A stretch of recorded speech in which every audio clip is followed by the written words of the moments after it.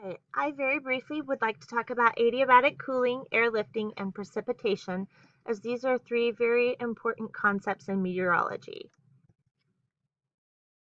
Adiabatic temperature change refers to the warming and cooling of air as a result of compression and expansion of air.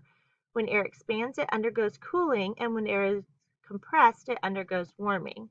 It's important to note that in adiabatic temperature change, heat itself is not actually being added or lost. Adiabatic cooling refers to the cooling of air as it rises and expands through the atmosphere with upwardly decreasing air pressure. This occurs at different rates depending upon the level of the air's water vapor saturation. This process results in the formation of clouds. Dry adiabatic cooling rate refers to cooling of air that is not fully saturated. Dry adiabatic cooling occurs at a rate of 10 degrees Celsius per 1,000 meters. Wet adiabatic cooling rate refers to the cooling of air that has been saturated with water vapor and has undergone condensation. Wet adiabatic cooling occurs at a rate of 5 degrees Celsius per 1,000 meters. So the adiabatic cooling process works in this order. A parcel of air leaving the ground cools at the dry adiabatic rate of 10 degrees Celsius per 1,000 meters until it reaches its dew point. At this point, the temperature has become substantially cool enough that the air has become fully saturated with water vapor and condensation occurs. When condensation occurs, this releases latent heat of condensation into the atmosphere, in turn slowing the rate of adiabatic cooling. The parcel of air still continues to cool, but at a lower rate, the wet adiabatic rate of 5 degrees Celsius per 1,000 meters.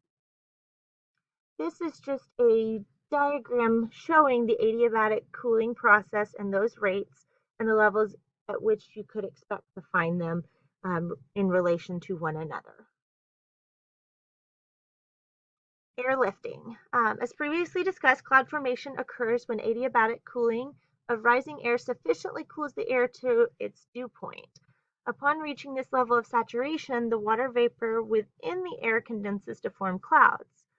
Unfortunately, air can be resistant to the vertical ascent demanded by this process, so important mechanisms exist to force air to lift.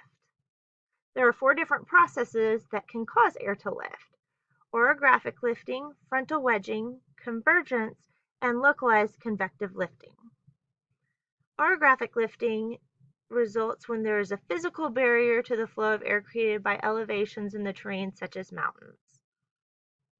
Frontal wedging results from a collision between warm and cold air masses in which less dense warm air is forced to rise over the barrier created by more dense cool air. Convergence results when air flows in from multiple directions, leaving upward movement as the only possible course of direction.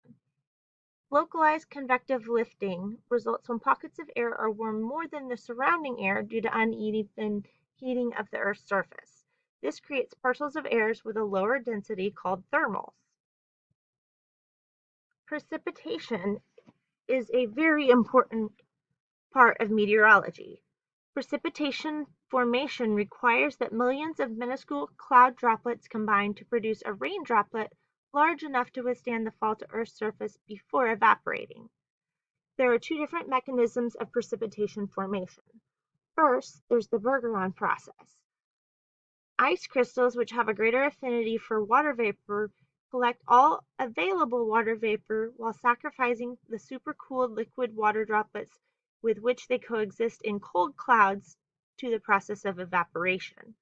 Precipitation then falls as snow or ice crystals in the winter, or in the summer, when these ice crystals are able to melt, it falls as rain.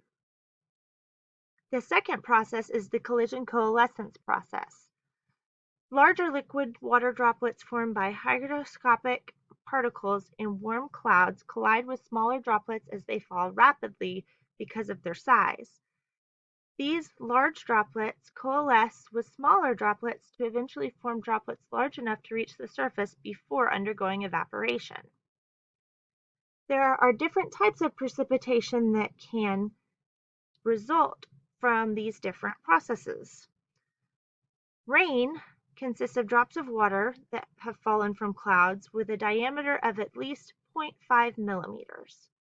Snow, as mentioned previously, refers to ice crystals or grouping of ice crystals that fall from cold clouds that remain frozen during their descent to the surface. Sleet refers to ice particles that have fallen as raindrops, but upon passing through layers of sub-freezing air in the atmosphere, freeze into ice particles before they reach the surface. Hail refers to hard pellets of ice that can be rounded or irregularly shaped, with a diameter of 1 to 5 centimeters produced by clouds in which ice crystals and supercooled liquid water coexist.